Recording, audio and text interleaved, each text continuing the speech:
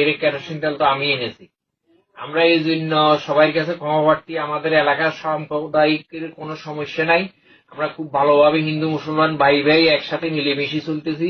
আমার বাড়ির থেকে 30-40 দূরে মসজিদ, তাদের নামাজ তারা পড়তেছে, আমার পুদের পূজা আমরা করতেছি। আমাদের কোনো সমস্যা নাই।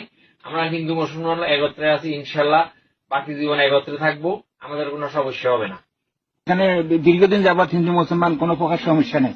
আমরা সম্প্রীতির মধ্যে আমরা বসবাস করছি। এর কেরোসিন তেল তো আমি এনেছি। আমরা এই জন্য সবার কাছে ক্ষমা প্রার্থী। আমাদের এলাকার সাম্প্রদায়িকের কোনো সমস্যা নাই।